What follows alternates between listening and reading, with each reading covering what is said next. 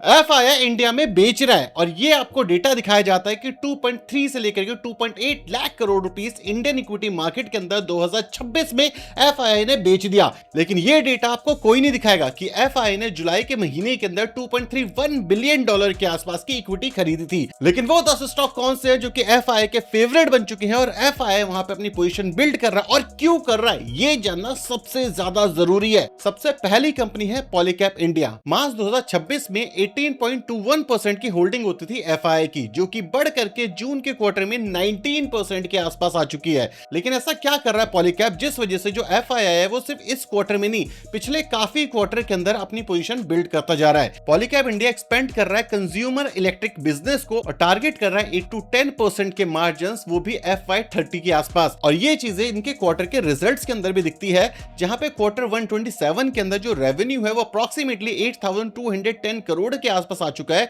जो कि 39% अप है। वहीं पे जो एबिटा है वो 1,306 करोड़ के आसपास आ चुका है और पैट अप्रोक्सीमेटली 797 करोड़ के आसपास आ चुका है। वहीं पे जो वायर और केबल वाला सेक्टर है वो 39% से ग्रो हो चुका है और एफएमईजी वाला जो सेगमेंट है वो 71% से ग्रो हो रहा है। इसी के साथ साथ जो एबिटा के मार्जिन है वो 8% तक आ चुके हैं और एक्सपोर्ट और ईपीसी वाला जो सेगमेंट है उसके अंदर थोड़ी सी गिरावट देखने को मिली, वो इतना ज्यादा एक्सपेंड नहीं कर पाया। लेकिन जो एफआईआई है उसको बेसिकली पसंद क्या आ रहा है, उसको मेनली 4 बातें पसंद आ रही है। इंडिया का जो वायर और केबल मार्केट है वो गेन कर रहा है शेयर अनरिकॉग्नाइज्ड प्रोड्यूसर से। मतलब हमने देखा हो कि भाई किसी भी रैंडम कंपनी के आप वायर नहीं खरीद रहे, आप जाकर के अब क्या कर रहे हो, अब जाकर के आप ब्रांडेड वायर खरीद रहे हो। तो जो अनऑर्गेनाइज्ड मार्केट है वो ऑर्गेनाइज्ड मार्केट के अंदर बढ़ रही है, जिससे मार्केट शेयर भी बढ़ रहा है और मार्केट का साइज भी बढ़ रहा है। Second, grid modernisation, housing, data centre, renewable energy, industrial capex की जो साइकिल है ये बड़ी साइकिल है, जिस वजह से जो वायर और केबल वाला सेगमेंट है इसके अंदर डिमांड लगातार आने वाली है। पॉलीकैप जो है वो एक अलग ही कॉम्बिनेशन के साथ आता है, मतलब वो मैन्युफैक्चरिंग करता है स्केल के लेवल पे, डिस्ट्रीब्यूशन भी करता है और उसकी जो ब्रांड स्ट्रेंथ है वो भी काफी ज्यादा स्ट्रॉन्ग है। फोर्थ इंपॉर्टेंट चीज जो एफआईआई को पसंद है वो है स्ट्रॉन्ग कैश जनरेशन और नेट कैश रिड्यूस।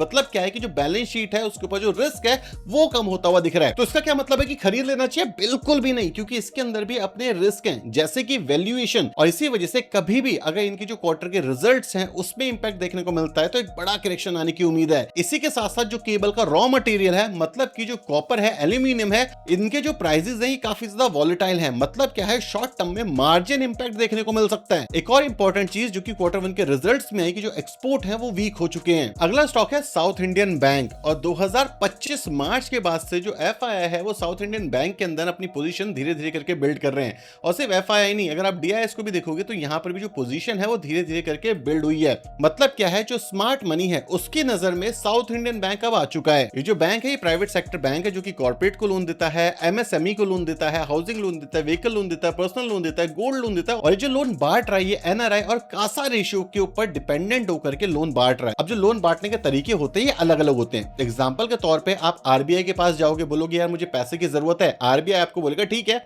जो रेपो रेट चल रहा है लेट सपोज कि 5% के आसपास चल रहा है, तो आरबीआई बोलेगा कि भाई 5% इंटरेस्ट देते रहना, ये रहा आपका लोन। दूसरे तरीके का लोन होता है कासा रेशियो वाला, मतलब करंट अकाउंट और सेविंग अकाउंट वाला। और ये लोन काफी ज्यादा इंपॉर्टेंट होता है क्योंकि यहाँ पे जो बैंक्स होते हैं उन्हें हार्डली 2% 3% के आसपास इंटरेस्ट देना पड़ता है। और जो साउथ इंडियन बैंक है ये एनआरआई और कासा रेशियो के ऊपर ही लोन दे रहा, मतलब खुद को ही फंड कर रहा है, आरबीआई से जाकर के पैसा नहीं उठा रहा, जिस वजह से जो मार्जिन है वो इंप्रूव होते हुए दिख सकते हैं। और इसका एविडेंस हमें क्वार्टर 1 के रिजल्ट्स में देखने को मिला, जहां पर जो पैट है वो 378 करोड़ के आसपास हो गया, जो कि अब था 17% के आसपास। और जो नेट इंटरेस्ट इनकम थी वो 1025 करोड़ के आसपास पहुंच गई थी और जो निम रेशियो है वो इंप्रूव हुआ, वो 3.23% के आसपास पहुंच चुका है। और वहीं पे जो एडवांस है वो ग्रो हुए 17% के आसपास।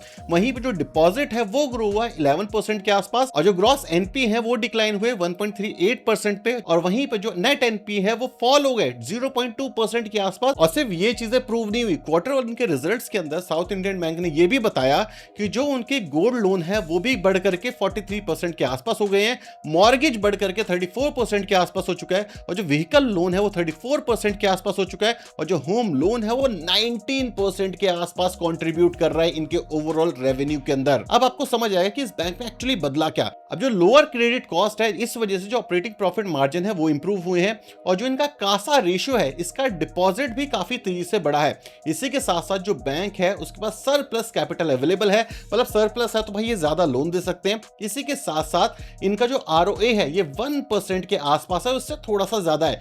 ROA का मतलब होता है रिटर्न ऑन एसेट, मतलब जितना पैसा आप दे रहे हो क्या उससे ज्यादा पैसा कमा पा रहे हो, क्या एसेट क्वालिटी अच्छी है। अगर ऐसा होता है तो FII को ऐसी कंपनियां पसंद आती हैं। लेकिन क्या सारी की सारी चीजें अच्छी है? नहीं, यहाँ पर रिस्क भी आता है। जो मैनेजमेंट है वो रिसेंटली चेंज हुआ है, तो ये जो ट्रांजिशन वाला फेज है ये हमें देखना पड़ेगा कि कैसे आता है आगे चल करके। यहाँ पे जो सबसे इंपॉर्टेंट चीज है वो ये है कि एक टर्न अराउंड स्टोरी हो सकती है। यहाँ पर इन्वेस्टर को सिर्फ और सिर्फ हेडलाइन नंबर पे नहीं जाना चाहिए, इन्वेस्टर्स को ये भी देखना चाहिए कि आने वाले टाइम पे ये NPA कैसे काम करते हैं, ग्रोथ स्टोरी कैसे रहती है, गोल्ड लोन जो एकदम से एक्सपेंशन हुआ उसमें क्या क्या चीजें निकल के आती है, और जो नए CEO हैं क्या वो एक्चुअली अच्छा काम कर पा रहे हैं। इसके ऊपर इन्वेस्टर्स को नजरें गड़ा करके रखनी चाहिए, तभी आपको पता चलेगा कि ये कंपनी लॉन्ग टर्म या फिर शॉर्ट टर्म में कैसा काम करती है। अगली कंपनी है हिंडाल्को इंडस्ट्री, और जून 2025 के बाद से जो FII है वो लगातार इस कंपनी के अंदर पोजीशन बिल्ड कर रहा है। अगर हम इसके बिजनेस मॉडल की बात करें तो हिंडाल्को इंडस्ट्री कॉपर और एल्यूमिनियम प्रोड्यूसर है। अब इस कंपनी के अंदर FII को बेसिकली पसंद किया आ रहा है। अब हिंडाल्को ना एक अलग ही कॉम्बिनेशन के साथ आती है, क्योंकि हिंडाल्को के अंदर रॉ मटेरियल मतलब कि एल्यूमिनियम की भी प्रोडक्शन होती है, इसी के साथ साथ जो ये प्रोडक्ट बनाती है यहाँ पे मार्जिन भी ज्यादा है। मतलब अगर आप सिर्फ एल्यूमिनियम बेचोगे तो कम मार्जिन मिलेगा, लेकिन उसी का कैन बना करके बेचोगे तो आपको मार्जिन ज्यादा मिलेगा, राइट। और ये दोनों में काम करती है, मतलब रॉ मटेरियल के अंदर जो डिपेंडेंसी है वो भी कम होती है। लेकिन जैसे कि हर स्टॉक के अंदर कुछ पॉजिटिव और नेगेटिव होता है, यहाँ पर भी आपको नेगेटिव देखने को मिलेगा। जैसे कि नेट डेट टू एबिटा यहाँ पर इंक्रीज होता हुआ दिखा, मतलब 1.95 टाइम्स होता हुआ दिखा, जो कि पहले था 1.02 टाइम्स। यहाँ पर जो स्पेंडिंग है वो बढ़ती हुई दिखी, क्योंकि भाई एक्सपेंशन काफी तेजी से करना है, मतलब क्या है, डेट लेना पड़ेगा। एल्यूमिनियम के प्राइस काफी ज्यादा वॉलेटाइल है, एनर्जी की जो कॉस्ट है वो काफी ज्यादा बढ़ रही है, टैरिफ का भी डर है। तो ये कुछ ऐसी चीजें हैं जिससे हिंडाल्को इंडस्ट्री का जो बिजनेस है ये इंपैक्ट होता है। अगली कंपनी है ग्रेट ईस्टर्न शिपिंग कंपनी। जून 2025 के बाद से जो FII है उसने लगातार यहाँ पे अपनी पोजीशन बिल्ड करनी शुरू कर दी है। बेसिकली ये कंपनी करती क्या है इसको समझो। अब जैसे ऑयल हो गया और गैस हो गया, इसको एक जगह से आपको दूसरी जगह लेके जाना है, ऐसा तो नहीं है किसी भी ट्रक में भर के ले जाओगे, राइट। इसके लिए वेसल्स चाहिए, इसके लिए आपको क्या चाहिए, कंटेनर्स चाहिए, और इसी सेगमेंट में ये जो कंपनी है ये काम करती है। जो Q1 2025 का रिजल्ट आया, इसके अंदर जो प्रॉफिट था वो अप्रोक्सीमेटली 1309 करोड़ के आसपास पहुंच गया है,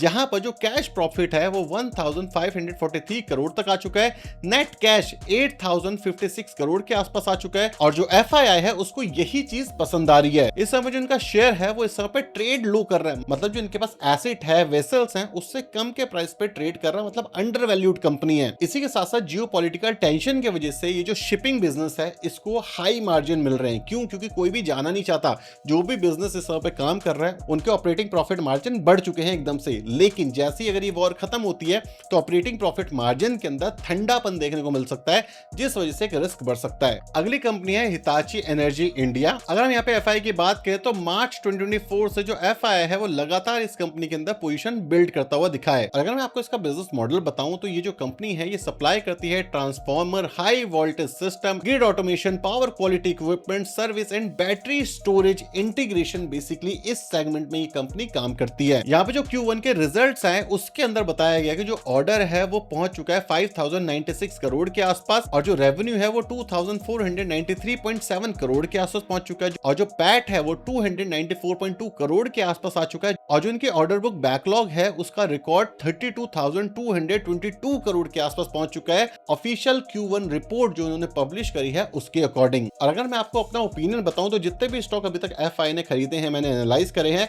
उन सारी कंपनी के अंदर वन ऑफ द बिगेस्ट और हाईएस्ट क्वालिटी स्टोरी इस कंपनी की मुझे देखने को मिलती है। लेकिन यहाँ पे प्रॉब्लम भी वही है कि जो वैल्यूएशंस हैं वो काफी ज्यादा हाई है, तो रिटर्न्स कितने बनेंगे नहीं बनेंगे इसको कहना थोड़ा सा मुश्किल है। लेकिन जो प्रीमियम वैल्यूएशन है ये एक बड़ा रिस्क लेकर के आती है। कब प्राइस करेक्शन या फिर टाइम करेक्शन में ये स्टॉक चला जाए इसको कहना थोड़ा सा मुश्किल है, लेकिन लॉन्ग टर्म स्टोरी अगर हम देखें आज के हिसाब से तो काफी ज्यादा अच्छी लग रही है। अगली कंपनी है वारी एनर्जीज। जून 2025 के बाद से जो FII है उसने लगातार यहाँ पे अपनी पोजीशन को बिल्ड करा है। और अगर हम इसके बिजनेस मॉडल की बात करें तो जो वारी एनर्जी है वो मैन्युफैक्चर करती है सोलर मॉड्यूल्स, सेल और ऑपरेट करती है सोलर प्रोजेक्ट्स के अंदर। ग्रीन हाइड्रोजन इक्विपमेंट बनाने में भी इस कंपनी ने अपनी एक्सपेंशन दिखाई है। और अगर इसके Q1 की रिजल्ट्स की बात की जाए, जो रेवेन्यू है उसने बड़ा जंप दिखाया है 7,932 करोड़ के आसपास, ऑपरेटिंग एबिटा निकल के आया है 1,440 करोड़ के आसपास। वहीं पर जो पैट है वो अप्रोक्सीमेटली 892 करोड़ के आसपास आया है, जो कि कंपनी ने अपने रिकॉर्ड्स के अंदर रिपोर्ट करा है। अगर मैं आपको अपना ओपिनियन बताऊं तो मुझे लगता है जो एफआईआई है वो लॉन्ग टर्म स्टोरी देख करके आए हैं, और लॉन्ग टर्म स्टोरी सही भी रहने वाली है, बिकॉज शॉर्ट टर्म के अंदर जो ऑर्डर बुक है वो आपको विजिबिलिटी दिखाएगा कि भाई रेवेन्यू आ सकता है।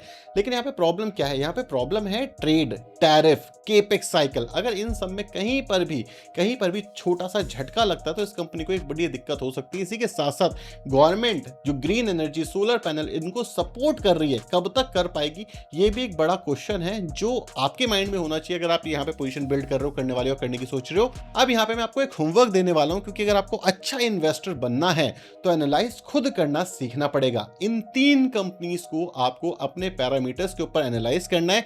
यहाँ पर क्या हो रहा है, क्यों एफआईआई ने यहाँ पे पोजीशन बिल्ड करी है, इसको समझना जरूरी होता है। सबसे पहली कंपनी है यूपीएल लिमिटेड, दूसरी कंपनी है हमारी एमटार टेक्नोलॉजी, तीसरी कंपनी है हमारी वेदांता जिसका रिसेंटली डीमर्जर हुआ, लास्ट एक और कंपनी बताता हूं, श्री राम प्रॉपर्टीज, जो कि एक स्मॉल कैप कंपनी है। इन कंपनीज के अंदर भी जो एफआईआई है इन्होंने पोजीशन बिल्ड करी है अच्छे खासे लेवल पे। आपके सामने ये चार्ट भी आ रहा होगा जून 2025 से लेकर के जून 2026 के बीच में, जहां पर क्वार्टर ऑन क्वार्टर लेवल पर एफआईआई की होल्डिंग कहां पर कौन से स्टॉक के अंदर बढ़ी है। अब यहां पर जो लास्ट कंपनीज हैं ये आपके लिए एक होमवर्क है, इसको एनालाइज जरूर करना, अदरवाइज लॉन्ग टर्म के अंदर आप ट्रस्ट बिल्ड नहीं कर पाओगे। और इस चैनल का काम क्या है, आपको सिखाना कि एग्जैक्टली मार्केट में क्या चल रहा है। और इसी के साथ साथ मैं स्क्रीनर का लिंक भी आपको डिस्क्रिप्शन बॉक्स में दे दूंगा, ताकि आप चाहो और कंपनी ढूंढना, अच्छी कंपनी आपके अकॉर्डिंग, तो आप उस स्क्रीनर पे जाकर के फिल्टर आउट कर सकते हो और आगे की एनालिसिस खुद कर सकते हो। जाते जाते एक क्वेश्चन है मेरा आपसे, इसके बारे में जरूर सोचना। सपोज करो आईएनआर करेंसी गिरना शुरू हो जाए, इन्फ्लेशन एकदम से ऊपर चला जाएगा, ऑयल की वजह से हो सकता है फॉरेक्स रिजर्व भी खत्म हो जाए, एफआईआई का इनफ्लो भी ना आए।